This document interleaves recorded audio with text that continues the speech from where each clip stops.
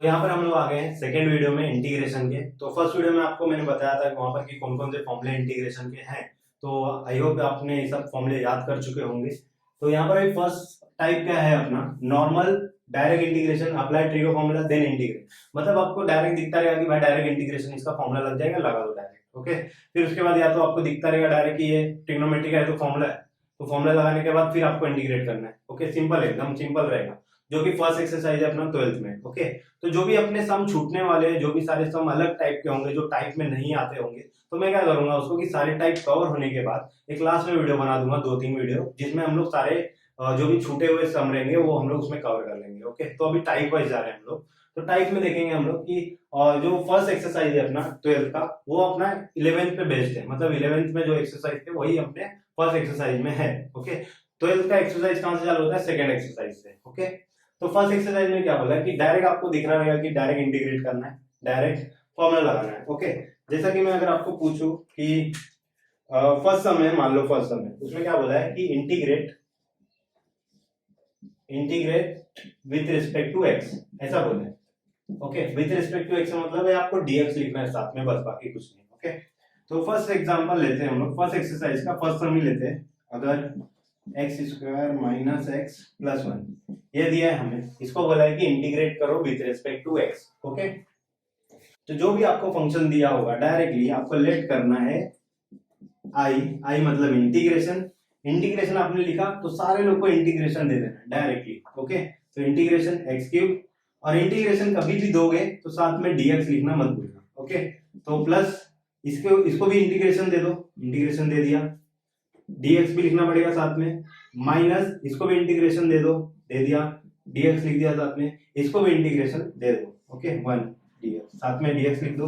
Okay, फिर आपने क्या किया, आई लिख दिया और सारे लोग को इंटीग्रेशन दे दिया, क्योंकि सिंपल दिख रहा था मुझे कि कुछ इसमें करना ही नहीं है। ओके, डायरेक्टली इंटीग्रेशन दिख रहा था कि लगा दो इंटीग्रेशन तो दिखते आगे क्या आएगा। ओके, तो यहाँ पे एक्स क्यूब है, एक्स क्यूब का इंटीग्रेशन क्या होता है? तो ये तो एक्स रेस टू एन का फॉर्मूला लग रहा है। एक्स रेस टू एन का फॉर्मूला क्या था, मैंने आपको बताया था पहले वीडियो में कि एक्स रेस टू एन रहता है तो x raise to n plus 1 divide by n plus 1 कर देना है। ओके, तो नहीं आता तो भी कोई बात नहीं, direct x raise to n, इसमें एक जोड़ देना है, एक जोड़ देना है डायरेक्टली, तो एक्स क्यूब क्या हो जाएगा, एक्स पावर 4 हो जाएगा और डिवाइड बाय 4 करना है। ओके, प्लस लिखा मैंने। इसी तरह इसका क्या होगा, इसका क्या होगा, एक्स स्क्वायर का इंटीग्रेशन क्या हो जाएगा, एक्स क्यूब हो जाएगा डिवाइड बाय 3, एक जोड़ दो ऊपर, एक जोड़ के नीचे लिख दो, माइनस यहाँ पे एक्स रेस टू 1 है, कुछ नहीं है तो 1 होता है। ओके, तो एक्स स्क्वायर हो जाएगा डिवाइड बाय 2 हो जाएगा। ओके, उसके बाद यहाँ पर दिख रहा है मुझे 1 क्या है, कांस्टेंट है। कांस्टेंट का इंटीग्रेशन क्या होता है, साथ में कांस्टेंट का इंटीग्रेशन मैंने बताया था आपको, अगर a कोई कांस्टेंट है इसका इंटीग्रेशन करना है तो ax लिख देना है आपको डायरेक्ट, मतलब उसके साथ x लिख देना है। तो प्लस 1x लिख देता, 1x लिखा हो तो 1 को लिखने की कोई जरूरत नहीं है, क्योंकि 1 मल्टीप्लाई कुछ भी करेंगे तो जो रहता है वही आता है। ओके, तो x लिख दिया, 1 को हटा दिया मैंने, तो 1 का इंटीग्रेशन मैंने x लिख दिया। ओके, और साथ में लिखना है हमें प्लस c लास्ट में, तो यही अपना आंसर है फाइनल। ओके, तो ये डायरेक्टली दिख रहा था, डायरेक्ट इंटीग्रेशन किए, लास्ट में प्लस c लिख दिए। ओके, फॉर्मूला लगा के। अभी दूसरा सम एक देखता हूं मैं कि थोड़ा सा अलग लेते हैं हम लोग, थोड़ा सा अलग लेते हैं, थोड़ा सा सोचना पड़ेगा इसमें, थोड़ा सा, ज्यादा नहीं।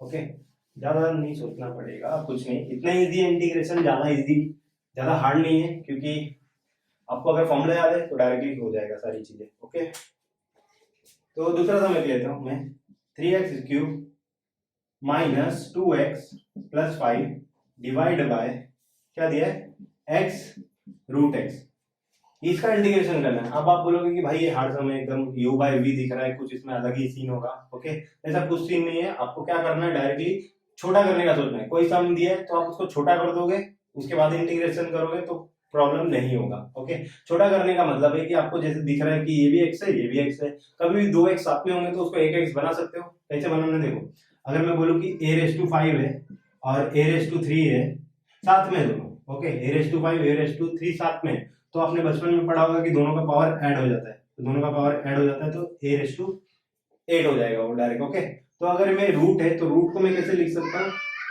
रूट को मैं लिख सकता हूँ 1/2, रूट को कभी भी हम लोग 1/2 लिखते हैं, ये मल्टीप्लाई है और यहाँ पे x का पावर कुछ नहीं है तो 1 है। ओके, तो ये 2x दिख रहा है मुझे, तो इसको 1x बना सकता हूँ मैं। ओके, कैसे, ऐसा जोड़ के दोनों का पावर जोड़ दो, तो 1 और 1 प्लस 2 क्या होता है, 1 और 1 प्लस 2 क्या होता है, 3/2 होता है।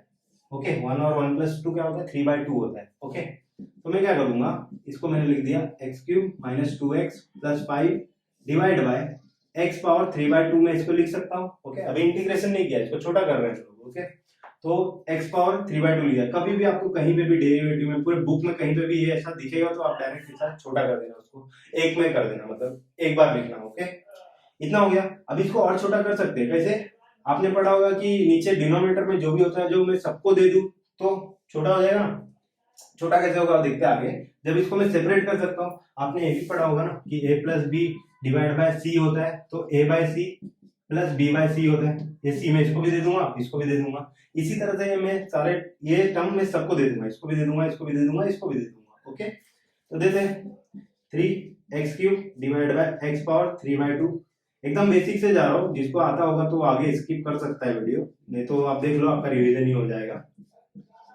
सारे लोग को मैंने दे दिया x 3/2 x 3/2 x 3/2। ओके, इतना हो गया। अभी x यहाँ पर भी है, x ऊपर भी है, x यहाँ पर भी है, x ऊपर भी है, x यहाँ पर है बट ऊपर नहीं है। ओके, तो मैं क्या करता हूँ, सारे लोग को ऊपर भेज देता हूँ, क्योंकि ये वाला फॉर्मूला वापस से लग जाएगा। 2x साथ में होते तो पावर जुड़ जाता है। ओके, तो यहाँ पर 2x साथ में कर सकता हूँ, इसको ऊपर ले लेता हूँ, इसको भी ऊपर ले लेता हूँ, इसको भी ऊपर ले लेता हूँ। तो देखो आपको कैसे करना है, सिर्फ आपको वो याद रखना है। अभी मेरे पास भी डाइजेस्ट नहीं है, लेकिन मुझे देख के समझ आ रहा है कि कैसे करना है, क्योंकि मैंने इतना प्रैक्टिस किया, तो आपको भी उतना प्रैक्टिस करना पड़ेगा। ओके, प्रैक्टिस करोगे तभी आपको समझेगा, कौन सा भी सम देख के कि हाँ ये तो ऐसे सॉल्व होगा, ये तो इस टाइप का है, ऐसे सॉल्व होगा। ओके, तो टाइप वाइज आपको याद रखना है। ओके, तो इसको ऊपर ले जाता हूँ, इसको भी ऊपर ले जाता हूँ, तो 3x³ मल्टीप्लाई ये x पावर 3/2 नीचे है तो ऊपर जाएगा तो माइनस हो जाता है। ओके, माइनस 3/2 हो जाता है। कभी भी कोई भी पावर को आप ऊपर लेके जाओगे तो उसका पावर का साइन चेंज हो जाता है। ओके, तो ये माइनस है बीच में, तो माइनस लिखा, 2x है, इसको 2x लिखा। ओके, और ये x 3/2 है, तो इसको ऊपर लेके जाऊंगा तो क्या हो जाएगा, माइनस हो जाएगा। ओके, और यहाँ पे +5 है, तो x 3/2 ऊपर जाएगा तो x माइनस 3/2 हो जाएगा। ओके, इतना हो गया। अभी यहाँ पे 2x वापस से दिख गए, यहाँ पर भी 2x वापस से दिख गए, तो इसको क्या करूंगा, एक x बनाऊंगा तो क्या होगा, ऊपर का पावर जुड़ जाएगा। तो ये दोनों का पावर मैं जोड़ दूं अगर, तो कितना हो जाएगा, 3 माइनस 3/2। ये दोनों का पावर जोड़ दिया मैंने, 3 माइनस 3/2, तो क्रॉस मल्टीप्लाई करते हैं, तो 6 minus 3 divide by 2 equal to 3/2।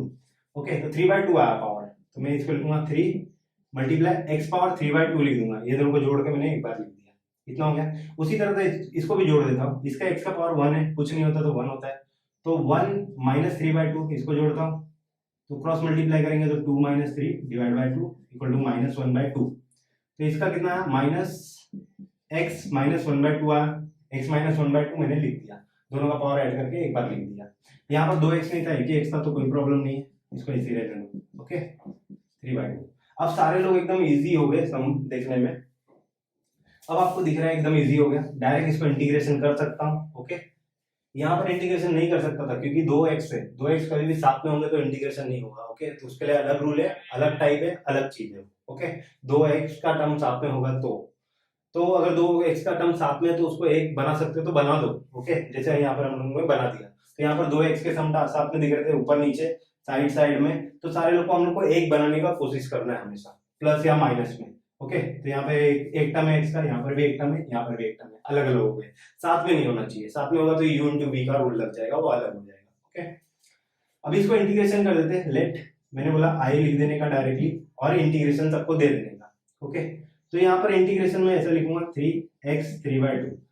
Okay, तो आपको याद रखना है कभी भी कोई भी कांस्टेंट सम साथ में जुड़ा है किसी के, जैसे अगर 3 sin x जुड़ा है, या 3x² जुड़ा है, 5x पावर 4 जुड़ा है, ऐसा मतलब कोई भी x का जो टर्म है, x के टर्म के साथ जुड़ा है डायरेक्टली, कोई भी मल्टीप्लाई में है, कोई भी नंबर मल्टीप्लाई में है, तो उसको डायरेक्ट आपको बाहर लिख देना है।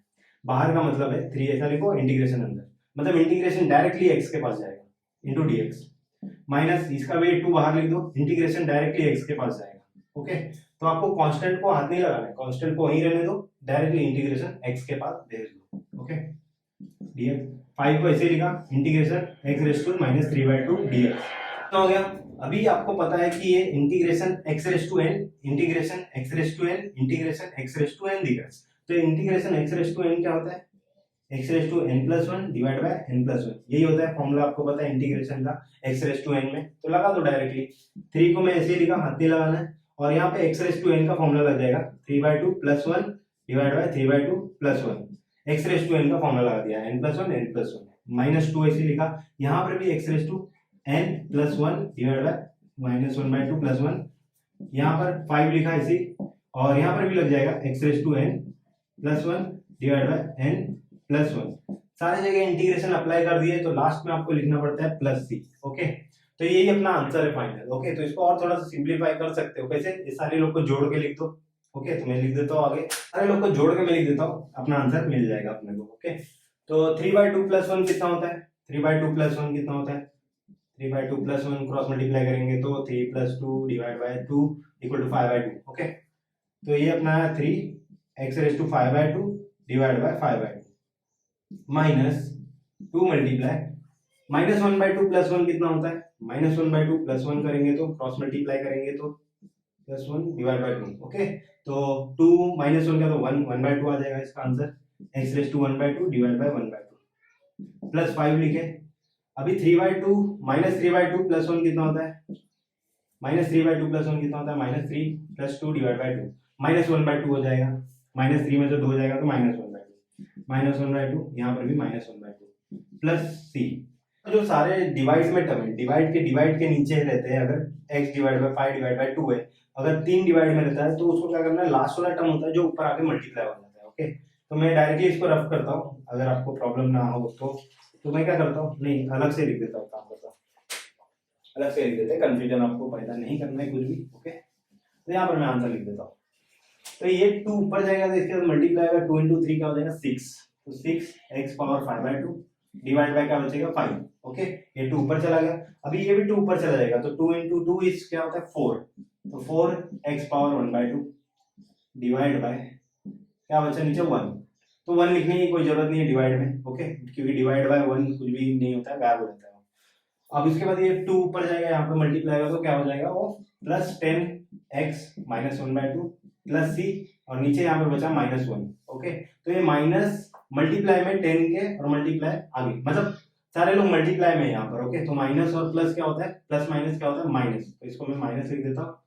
ओके, तो डिवाइड में 1 बचा, तो डिवाइड में 1 लिखने की कोई जरूरत नहीं है। ओके, तो ये अपना हो गया आई फाइनल आंसर। ओके, तो इस तरह से आपको सॉल्व करना है, कोई भी सम को आपको छोटा करना है, मतलब सिंगल टर्म में लेके आना है, उसके बाद इंटीग्रेशन अप्लाई कर देना है। अगर कोई टर्म मल्टीप्लाई में, मतलब x का टर्म मल्टीप्लाई में, जैसे यहाँ पर था, तो इसको हम इंटीग्रेशन नहीं कर सकते, इसको पहले सिंगल टर्म बना दो, मतलब x का सिंगल टर्म बना दो। जैसे मैं बोलूँ कि x sin x है, x मल्टीप्लाई sin x हो गया, तो इसको भी आप इंटीग्रेशन नहीं कर सकते हो। ओके, तो इसको सिंगल टर्म बनाना पड़ेगा।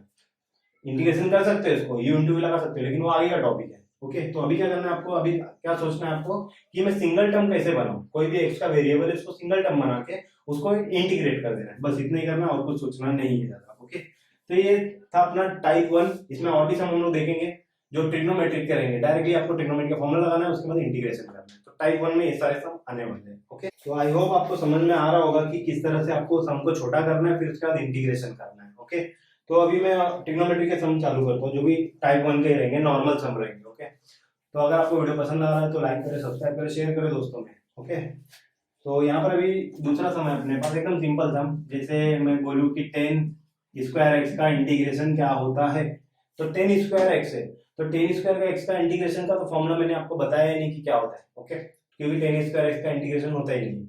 तो उसके बाद आपको दिमाग में आना चाहिए कि भाई इसका कुछ ट्रिग्नोमेट्री का फॉर्मूला है क्या, आपको सोचना है ऐसा कि कोई भी ट्रिग्नोमेट्री का सम दिख रहा है, आपको इंटीग्रेशन करना है, अगर आपको उसका फॉर्मूला पता है तो आप डायरेक्टली उसका फॉर्मूला लगाओ, उसके बाद देखो कि क्या आता है आंसर। तो 10 स्क्वायर का ट्रिग्नोमेट्री का फॉर्मूला आपको सोचना है क्या होता है। तो एक ही फॉर्मूला ट्रिग्नोमेट्रिक में 10 स्क्वायर के टर्म में, कौन सा, 1 प्लस 10 स्क्वायर एक्स क्या होता है, सेक स्क्वायर एक्स होता है। ये आपने 10वीं में पढ़ा होगा कि 1 प्लस 10 स्क्वायर क्या होता है, सेक स्क्वायर एक्स होता है। तो यहाँ पर अभी 10 स्क्वायर का वैल्यू चाहिए, तो ये +1 है जो यहाँ पर, इसको मैं अगर इस तरफ भेज दूं तो 10 स्क्वायर का वैल्यू क्या आ जाएगा, सेक स्क्वायर -1। तो मैं इसके जगह पे 10 स्क्वायर के जगह पे लिख सकता हूँ sec square x -1 into dx। Okay, इतना लिख सकता हूँ मैं। तो अभी ये इंटीग्रेशन में इसको भी दे देता हूँ और इसको भी दे देता हूँ, दोनों को। तो ये इंटीग्रेशन में इसको भी दे देता हूँ और इसको भी दे देता हूँ, तो sec square x into dx भी जाएगा इसके पास। अभी इंटीग्रेशन 1 के पास आएगा तो -1 dx। ओके, तो मैंने क्या किया, इंटीग्रेशन इसको भी दिया और इसको भी दिया, और dx भी इसको दिया और इसको भी दिया। ओके, अभी सेक स्क्वायर का इंटीग्रेशन आपको पता है, सेक स्क्वायर का इंटीग्रेशन क्या होता है 10x। सेक स्क्वायर ये फॉर्मूला इंटीग्रेशन में, ओके। तो इंटीग्रेशन सेक स्क्वायर का होता है 10x होता है, और 1 का इंटीग्रेशन क्या होता है x होता है। आपको ये भी पता है कि 1 का इंटीग्रेशन x होता है, और साथ में आपको लिखना है प्लस c। तो ये था एकदम सिंपल टाइप 1 का सम। क्या आपको करना है, डायरेक्टली ट्रिग्नोमेट्री का फॉर्मूला पता था, लगाए, उसके बाद इंटीग्रेट कर दिए। जैसे अभी एक और एग्जांपल मैं लूं अगर कि सिंपल एकदम सिंपल फॉर्मूला बेस्ड सम अपन देखते हैं। Integration sin 2x divide by क्या दिया है cos x, इसको करना है, ओके। तो u बाय v तो है नहीं अपने पास कि u बाय v लगा दे इंटीग्रेशन में, ओके। तो उसके बाद आपके दिमाग में क्या आना चाहिए, सीधा डायरेक्टली इसमें किसका फॉर्मूला याद है क्या आपको ट्रिग्नोमेट्रिक में? cos x का कुछ फॉर्मूला याद है क्या? sin 2x का फॉर्मूला कुछ याद है क्या? ओके। तो cos x का तो फॉर्मूला कुछ होता नहीं है वैसे, ओके। तो आपको ऊपर डायरेक्ट देखना है कि ऊपर फॉर्मूला sin 2x है, तो sin 2x का फॉर्मूला है इंटीग्रेट, तो sin 2x का ट्रिग्नोमेट्री में फॉर्मूला है sin 2 थीटा। तो sin 2 थीटा आपको पता होगा, sin 2 थीटा अगर नहीं पता है तो कोई बात नहीं, आप साइड में फॉर्मूला लिखते चलो और याद करते चलो ट्रिग्नोमेट्री के फॉर्मूले, ओके। तो sin 2 थीटा का फॉर्मूला होता है 2 sin थीटा, क्योंकि ये सारे फॉर्मूले आपको याद करना पड़ेगा आगे चैप्टर में भी और आगे के स्टैंडर्ड में भी, जैसे 13 में 14 में आपको अगर मैथ्स है तो आपको ये सब फॉर्मूले याद होने चाहिए, तभी आप मैथ्स कर पाओगे, नहीं तो नहीं कर पाओगे, ओके। क्योंकि इंजीनियरिंग में फर्स्ट जो मैथ्स होता है उसमें आधे से ज्यादा बुक में डेरिवेटिव है, और जो इंजीनियरिंग में सेकंड मैथ्स होता है मैथ्स 2, उसमें आधे से ज्यादा क्या पूरे इंटीग्रेशन है, ओके। तो अगर आपको वहां पर पास होना है तो आपको यहाँ पर करना पड़ेगा, और यहाँ पर करोगे तो आपका बोर्ड में भी अच्छा आएगा, सीटी में भी अच्छा आएगा, और आगे के लिए भी अच्छा हो जाएगा, ओके। तो आपको याद करना ही पड़ेगा। तो sin 2 थीटा क्या होता है 2 sin theta into cos theta.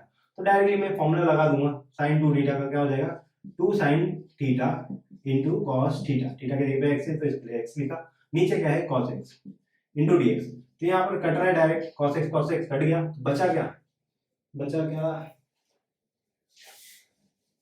तो बचा क्या यहाँ पे इंटीग्रेशन 2 sin x dx बचा। तो मैंने कभी बोला है कि अगर कांस्टेंट किसी भी फंक्शन के साथ जुड़ा है तो उसको बाहर लिखना है, इंटीग्रेशन के बाहर लिखना है, ओके। अब sin x का इंटीग्रेशन आपको पता है, sin x का इंटीग्रेशन क्या होता है minus cos x। sin x का इंटीग्रेशन होता है minus cos x, plus c लिखना नहीं भूलना है, ओके। तो 2 लिखे, sin x का इंटीग्रेशन क्या होता है माइनस cos x लिख दिए। अब माइनस आगे में लिख सकता हूँ क्योंकि मल्टीप्लाई में ही है, ओके, प्लस c। तो इस तरह से आपको करना है, ओके। तो ये था अपना फाइनल आंसर। तो और भी सम देखते हैं, बहुत सारे सम जो अलग टाइप के वो थोड़ा लेते हैं हम, ओके।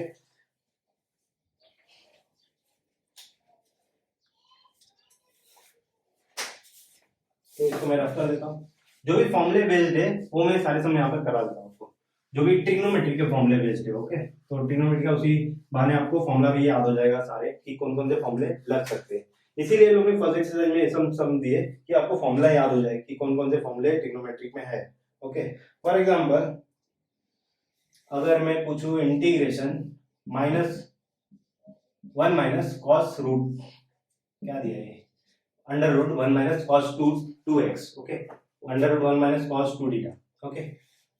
तो इसका कुछ फॉर्मूला तो है नहीं रूट में, अंडर रूट में, मतलब कुछ भी रहे, इंटीग्रेशन में तो ऐसा दिया नहीं मैंने आपको, ओके। तो अभी आपको डायरेक्टली याद करना है कि 1 माइनस कॉस 2 थीटा कुछ होता है क्या फॉर्मूला।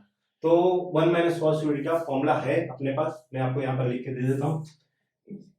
किसमें ट्रिग्नोमेट्रिक में 1 माइनस कॉस 2 थीटा क्या होता है 2 साइन स्क्वायर थीटा, ये होता है, ओके। अगर मैं आपको इसमें पूछूं, ये आपको याद ही रखना है, ओके। तो अगर मैं आपको यहाँ पे पूछूं कि 1 माइनस कॉस 4 थीटा क्या होगा, तो आपको लिखना है 2 साइन स्क्वायर 2 थीटा, ओके। तो आपको क्या करना है, देखो 4 थीटा है ना यहाँ पर, तो इसका हाफ करके यहाँ पे लिखना है, यहाँ पे 4 थीटा है, इसका हाफ करके यहाँ पे लिखना है, ओके। तो यहाँ पे 2 थीटा, तो इसका हाफ क्या होता है 1, तो इसके लिए 1 लिखा। अगर इसी तरह से मैं आपको पूछूं 1 माइनस कॉस 16 थीटा क्या होता है बताओ, तो क्या हो जाएगा 2 साइन स्क्वायर, इसका हाफ क्या होता है 16 का 8 थीटा। तो इस तरह से आपको करना है। अगर मैं आपको पूछूं 1 माइनस कॉस 5 थीटा क्या होता है, तो इसका हाफ कैसे करोगे, तो इसका हाफ कैसे करोगे 2 साइन स्क्वायर 5 थीटा है, तो इसको मैं लिखूंगा 5 theta by 2, okay. 5 theta by 2 लिखोगे, सिंपल एकदम, ओके। तो इस तरह से आपको लिखना है, ओके। तो ये आप लिख लो कहीं पर भी साइड में, या तो एक बुक अलग से बना लो कि इसमें फॉर्मूले ही लिखो पूरे एक चैप्टर के, ओके। तो इस फॉर्मूले पे ये सब फॉर्मूले आप बना सकते हो खुद से, ओके। तो अभी 1 प्लस कॉस 2 थीटा ये दिया है, तो आप बोलोगे कि 1 माइनस कॉस 2 थीटा ये दिया है, तो आप बोलोगे कि 1 प्लस कॉस 2 थीटा भी कुछ होता होगा, तो सिंपल है 1 प्लस कॉस 2 थीटा है तो 2 cos square theta. Okay, 2 cos square theta. ये दो फॉर्मूले बहुत ही आईएमपी है, ट्रिग्नोमेट्री के सारे जगह यूज होते हैं, डिफरेंशिएशन में भी और इंटीग्रेशन में भी, तो आपको ये दोनों फॉर्मूले याद रखने हैं। इसी बेस पे आप ये भी पूछ सकते हो कि 1 प्लस साइन 2 थीटा भी होता होगा, 1 माइनस साइन 2 थीटा भी होता होगा, तो नेक्स्ट सम में देखते हो। ओके, तो अभी फिलहाल के लिए ये सम करते हैं हम लोग। इंटीग्रेशन 1 माइनस कॉस 2 थीटा क्या होता है, 2 साइन स्क्वायर थीटा, लिख देते हैं यहाँ पे 2 sine square theta into D theta, sorry dx, और ये x का टर्म इसके लिए x ही आएगा। ओके, यहाँ पर अभी यहाँ पर देखो, अभी यहाँ पर रूट में √2 को मैं क्या करता हूँ, √2 को ऐसे लिखता हूँ, और ये रूट के अंदर साइन स्क्वायर है तो साइन स्क्वायर रूट के बाहर आएगा तो क्या हो जाएगा, साइन x हो जाएगा, क्योंकि कोई भी स्क्वायर टर्म अगर रूट के अंदर होता है उसको बाहर लिखते हैं हम लोग एक बार। ओके, तो बाहर लिख दिए dx। अभी आपको पता है कि √2 का कांस्टेंट है, इसको बाहर लिखूंगा और ये इंटीग्रेशन में इसके पास डायरेक्टली चला जाएगा साइन x के पास, क्योंकि मैंने आपको बोला है कभी भी कोई भी कांस्टेंट अगर फंक्शन के साथ जुड़ा है तो उसको बाहर लिख दो इंटीग्रेशन में। और ये साइन x का इंटीग्रेशन क्या होता है आपको पता है क्या, साइन x का इंटीग्रेशन होता है माइनस कॉस x प्लस सी लिखना नहीं बोलना है, और ये माइनस को मैं आगे लिख सकता हूँ, नहीं लिखना है तो इसलिए छोड़ दो, कोई बात नहीं, अगर आगे लिखना है तो लिख सकते हैं √2 cos x प्लस सी, और ये माइनस को मैंने बाहर लिख दिया। ओके, और यहाँ पर मैं लिख दूंगा i, क्योंकि ये इंटीग्रेशन है। ओके, तो इस तरह से आपको करना है। कोई भी सम का इंटीग्रेशन नहीं आ रहा है तो उसका पहले फॉर्मूला देखो कि कुछ फॉर्मूला होता है क्या, इसका फॉर्मूला लगाओ, उसके बाद आपको इंटीग्रेशन कर देना है। और इंटीग्रेशन में आपको याद रखना है हमेशा कि आपका आंसर और आपके दोस्त का आंसर अलग आ सकता है। ओके, क्योंकि अगर दूसरा फॉर्मूला उसने ट्रिग्नोमेट्री का लगाया तो उसको दूसरा आंसर आएगा, आपने दूसरा लगाया तो दूसरा आएगा, तो कोई इसमें फर्क नहीं पड़ता है। आपको स्टेप्स के मार्क्स मिलते हैं, आपका स्टेप सही होना चाहिए, सब चीज सही होना चाहिए। ओके, तो ये जो हमने खुद के फॉर्मूले बनाए यहाँ पर अलग अलग, तो इसके भी इसमें सब में दिखा देता हूँ आपको कि किस तरह से करना है। ओके, तो इसका भी एक एग्जांपल ले लेते हैं हम लोग। आपको एक चीज मैं बताता हूँ यहाँ पर इंटीग्रेशन का, सबसे बड़ी चीज बताता हूँ कि √1 माइनस 1 प्लस ले लेता है इस बार, और 8x ले लेता हूँ। ओके, इसका इंटीग्रेशन करना है।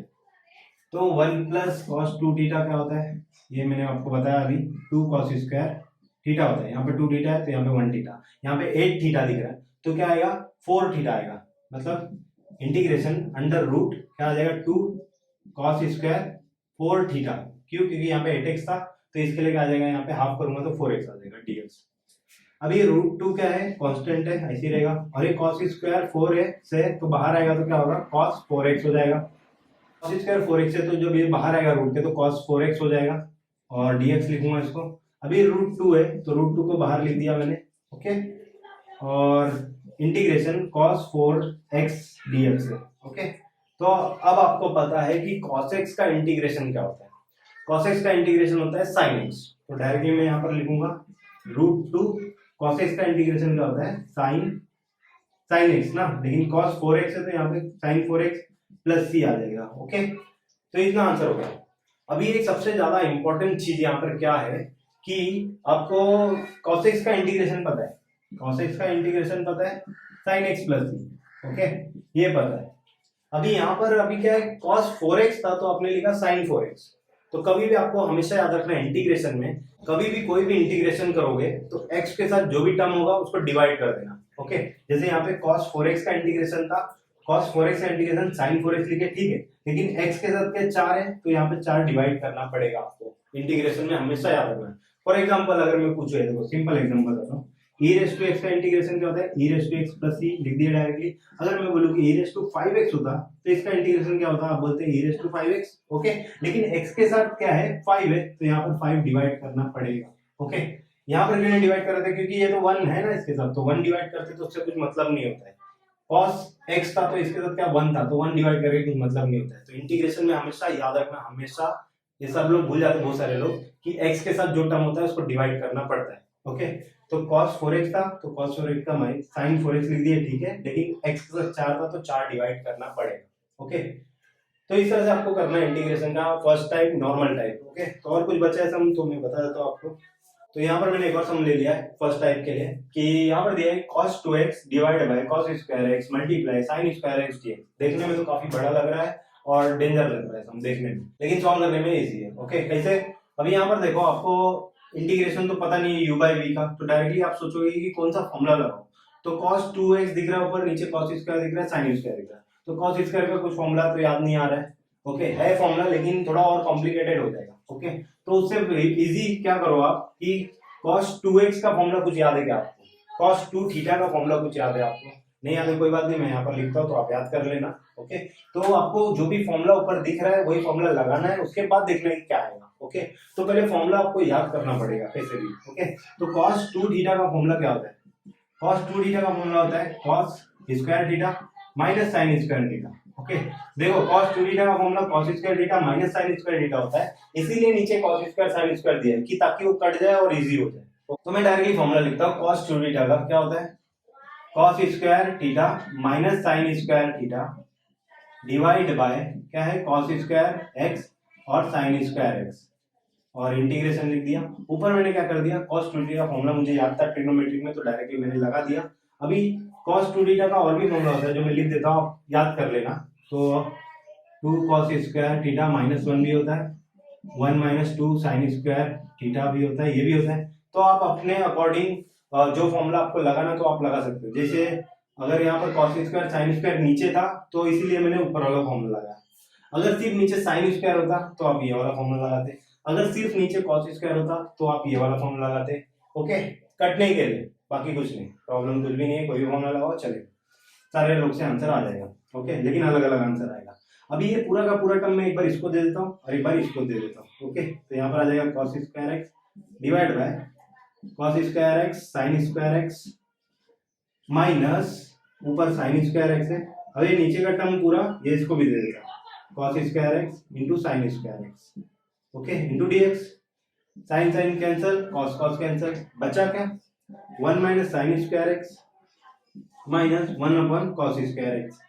अभी आपको सिंपल पता है 10वीं में ही पढ़ते आए रहोगे कि 1 बाय साइन क्या होता है, 1 बाय cos क्या होता है। 1 बाय साइन होता है कोसेक होता है, तो इसके लिए मैं लिख दूंगा यहाँ पर cosec square x minus 1 by cos क्या होता है, सेक होता है, तो सेक स्क्वायर एक्स dx लिख दिया मैंने इतना। तो ये इंटीग्रेशन मैं इसको भी दे देता हूँ और ये इंटीग्रेशन इसको भी दे देता हूँ। ओके, तो integration cosec square x cosec square x dx minus integration sec square x और dx।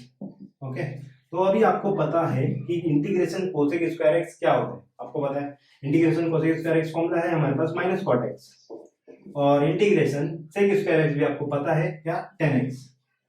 Integration sec square x 10x होता है, और प्लस सी आपको लिखना नहीं भूलना है, और यही था अपना आंसर, इसको मैं बोल दूंगा i।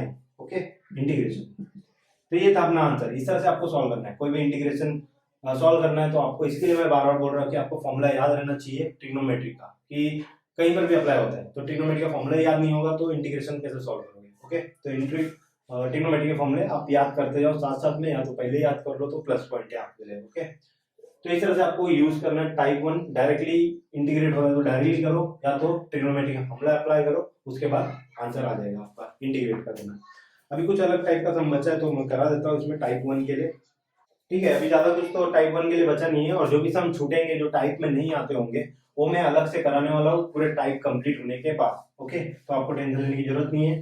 तो जो जो बोर्ड में आईएमपी है वो तो सब मैं पूरे कवर ही कर दूंगा, उसमें कोई प्रॉब्लम नहीं है। ओके, तो अभी एक टाइप 1 के लिए बच रहा है फॉर्मूला हमारा 1 प्लस साइन 2 थीटा क्या होता है, आपको पता होना चाहिए, आपको हमेशा फॉर्मूला याद कर लो। ये 1 प्लस साइन 2 थीटा क्या होता है, cos theta plus sine theta का स्क्वायर ये होता है। ओके, अगर मैं बोलूं 1 माइनस साइन 2 थीटा क्या होता है, तो cos theta minus sine theta का स्क्वायर। ओके, तो यहाँ पे देखो 2 है तो यहाँ पे क्या 1 थीटा है। अगर मैं बोलूं कि 1 प्लस साइन 8 थीटा होता तो साइन 8 थीटा पूछेगा तो आपको लिखना है cos 4 theta plus sign 4 theta का स्क्वायर। 1 प्लस साइन 8 थीटा पूछेगा तो आपको क्या करना है, इसका हाफ कर देना है, 4 थीटा जैसा आप करते आ रहे हो। तो अगर मैं सिंपली आपसे पूछूं कि 1 माइनस साइन थीटा क्या होता है, तो 1 माइनस साइन थीटा आपको इसी के तरह लिखना है, क्या लिखना है, cos थीटा बाय 2 आ जाएगा, क्योंकि 1 है तो 1 का हाफ क्या होता है, बाय 2 होता है, minus sine theta by 2। Minus क्यों है, क्योंकि बीच में माइनस है, इसका क्या करना है, स्क्वायर कर देना। ओके, तो इस तरह से आप कुछ भी फॉर्मूला बना सकते हो इससे रिलेट करके। ओके, तो कोई भी सम आएगा इससे रिलेट करके तो आपको डायरेक्टली लिखना है। जैसे अगर मैं पूछूं कि इंटीग्रेशन 1 प्लस साइन 16 थीटा हो गया, चलो ले लो 16 थीटा नहीं एक्स ले लेते हम लोग और dx ले लेते हैं। तो 1 प्लस 16 साइन 16 एक्स है, तो आपको डायरेक्टली दिमाग में फॉर्मूला आना चाहिए कि 1 प्लस साइन 2 थीटा क्या होता है, देख के आपको डायरेक्टली पता चलना चाहिए कि इसका फॉर्मूला है मेरे पास कुछ, तो मैं डायरेक्टली लगा सकता हूँ। ओके, तो इंटीग्रेशन अंडर रूट क्या आ जाएगा यहाँ पर, कॉस 16 का हाफ क्या होता है 8x प्लस साइन 8x का स्क्वायर dx, तो डायरेक्टली आपने फॉर्मूला लगा दिया इसका ये। अभी आपको पता है कि रूट और स्क्वायर कट जाते हैं एक दूसरे से, कोई भी स्क्वायर होता है तो रूट के बाहर आ जाता है, तो ये पूरा का पूरा टर्म बाहर आ जाएगा रूट के, तो क्या बचेगा cos 8x plus sign 8x dx। Okay, तो अभी क्या हो गया, बाहर पूरा टर्म आ गया। अभी मैं क्या करता हूँ, ये इंटीग्रेशन इसको भी दे देता हूँ और इसको भी दे देता हूँ। ओके, तो इंटीग्रेशन cos 8x और dx भी लग जाएगा, इसके पास भी आएगा dx और इसके पास भी आएगा dx, और ये इंटीग्रेशन इसके पास भी जाएगा और dx इसके पास भी आएगा।